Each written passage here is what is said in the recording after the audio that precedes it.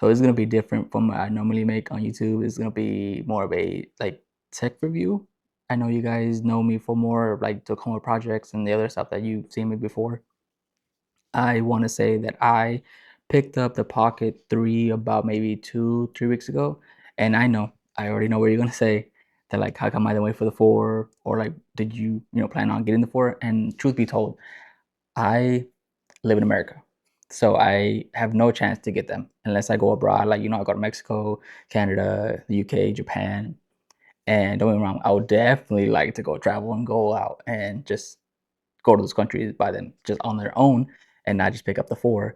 But I personally 100% believe I'm fine with the 3, like the Pocket 3, because for what I'm going to be using it for, like, like vlogging, Tacoma projects, tech reviews, open boxes, food reviews, stuff like that. I don't necessarily need what the 4 is offering. Now, if if the Pocket 4 Pro, the Pro actually gets released, I would definitely consider that because I know from the 3 to the 4 Pro, that would be a huge, huge upgrade. For if what the rumors are true, how it will have a telephoto and a fixed 1 inch sensor, what it has now, whatever. Um, Now that would definitely be worth the jump. But what I've been using it for the past 2 weeks, I have no complaints, even for the battery life that it is on this small device. Like it will last me about 2.5 hours, depending on what I film, and I have no complaints. Like I honestly have zero complaints. Um, I truly, like from I'm using my iPhone 17 Pro currently, and that's what I've been using so far, starting back on YouTube because like I wanted the chance to like showcase that you could start YouTube or you can start making videos just from your phone. And I have zero complaints with my iPhone. It just sometimes I get a lot of calls, sometimes I get a lot of messages from work and get a bunch of calls from work. Or, my girlfriend calls me, my parents call me, my brother calls me, or we text me, whatever. And it's like I have to stop filming, go back to it, and stop, record again. And it's just a pain in the ass. It really is. And then the same thing with my camera. Like I do love filming with the camera, but at the same time, it could necessarily be more of a like not distraction, particularly what I'm trying to say, but I like mm, for what I'm doing, it would be more of an overkill because I guess for me, it's like about being more of a perfectionist and like trying to make every single shot so much better than in my head, right? So much better. And with my phone, it's like what I record, it's what's gonna be able to be pushed out because I'm, have it -1 exposure, and of course I can't control the aperture. It is what it is. Um, and the same thing with the white balance. Like I have it on auto, and I don't know. I'm not trying to go for perfect. I'm trying to show you guys like that it's okay to mess up and it's okay not to know from the beginning. Obviously, not everybody knows everything. Like nobody's gonna be like, oh, like yo, I gotta get this right shot for um the depth of field to be correct. I'm like, man, sometimes you just want to be going out there to film. And don't get me wrong, like if you're genuinely trying to get the most cinematic shots and the most cinematic way you can make this shot perfect, yes, of course, I 100% be like, take your time and enjoy it. But from like 783 Canons, um, iPhones, Sony FX3s, 30s, the twos, I well, like sometimes like to keep it simple because like you're carrying this all the time with you anyways. You have your camera, you have your phone with you all the time, and so you just pop it out and you're ready to point and shoot and you're ready to go. And I love that. That's one of the biggest thing about this as well. Like I have, of course, I have it with the hard case, and I'm ready to you know keep it secure. But sometimes like you just wanted to go and then open it up and start shooting and start recording.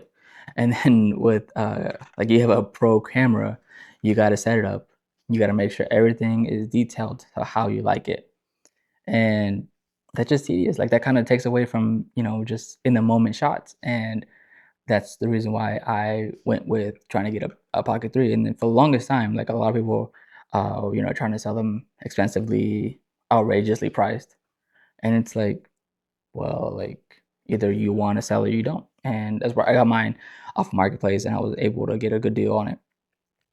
But I know that the 3 can be better and it has more chances to get improvements. So I have these 2 packages, right? I completely forgot what I ordered.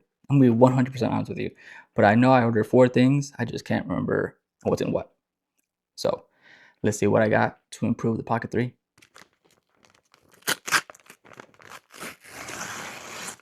Oh yeah, I got some filters. Yeah, definitely need some filters. Yeah, these are all ND filters. So let's see. Oh, that's right. Yeah, I got the like it's a protector. Instead of using the hard case, it will just lay over the gimbal.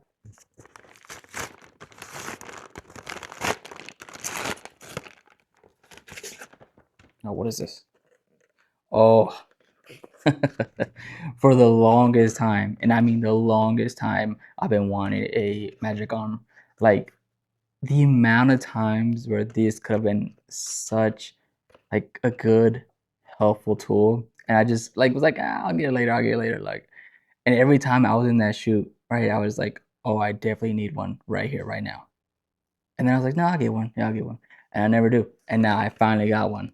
Like, I know for sure I'm definitely gonna need one because like sometimes when I'm driving to Tacoma, like I would just like to put the Pocket 3 and just like kind of just set it and forget about it and just record. But there's no place for me to actually put it. Oh, that's right. I got a magnetic case for the Pocket 3. All right, let's open up this K&F protector.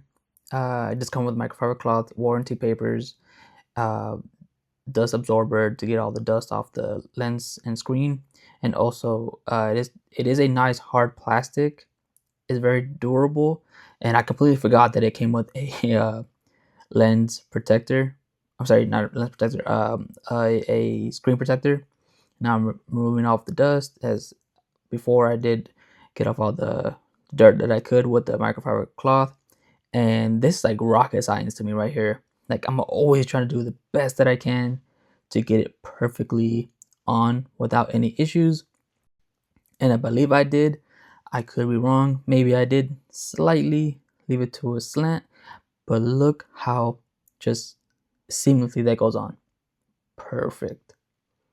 Now I'm just showing you guys how it goes on. It goes over the gimbal first, and then it just lays on top of the touchscreen, and you snap it in place, and you're good to go. I've heard really great reviews on this magnet. It is durable, like super strong. And these are 3 like stick magnets, so you can place them wherever you need to if you can't find a metal piece. Like the protector itself, it is nice. And it does come with GoPro ready to mount accessories if you want to do like POV shots.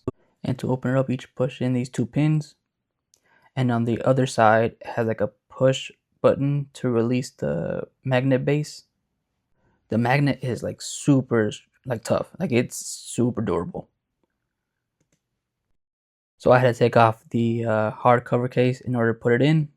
I went first with the record button and the joystick, and then I tried to push it in as tightly as I could for it to lock in place, because I do not want that to come off. That would be so bad. That would be the worst. I'm also very glad that it has a slot for the SD card. You can just remove it and put it back in super easily without any fuss. I have to remove the DJI base in order for me to like have the magnet base like to be usable. And I'm showing you guys, and I had to show my dad as well. But like, here's me turning on the gimbal. I'm sorry, the DJI Pocket 3. For some reason, I'm always usually calling it a gimbal. And I'm showing you guys how I can be able to use it for the zoom and unzoom, and as well for the joystick because it's very smooth. All right, now it's time for the Ming Veen, I hope I'm saying that right, filters. It comes with a microfiber cloth, wet wipe, and a dry one in order for me to put on the screen protector that I forgot that also comes with it. 100% forgot. Now these are so beautiful. So the black mist filter, neutral density 256, neutral density 64, neutral density 16. Of course, I have to clean off the lens itself. I used a new one that came with it, and then of course take off the dust that comes with it. I honestly love how these give it a pop and a flare. It just looks super nice with the orange. It just pops out very nice. Turning it on looks magnificent, very beautiful. One of the best things about it is that I can turn it off and it does not interfere with the gimbal whatsoever. As you can see, that's why on the hard case it has designated placeholders for the lens filters from DJI. And that's it. I'm ready to go. It looks great. I'm happy with the results. So let's get to filming. Okay, I just realized I did not do an outro. It was kind of a weird afternoon. Like, my girl came to visit me, and I'm very thankful she came out. And babe, if you're watching this, I love you. Also, just, you know, she was here for a while, like just probably like 3 days in total, right? It's a short trip. And she, one day we spent with my mom, and the next day we spent with my dad, just, to visit everybody. And, what's it called? It was already late. We had to go to sleep. And, I just got caught up talking to my dad, honestly, 100%. Like, I enjoy spending time with my dad, my mom as well, like just being able to be with them. And I'm being grateful to have the chance to talk to them and also just be able to have them around. So, of course, I'm going to take all the time that I can with them. And, I just, you guys saw all the overhead shots, and I was just talking to him. That's it. I completely forgot about it. I was ready to go to sleep and completely went over my head. But I appreciate you guys watching. Until next week, be safe out.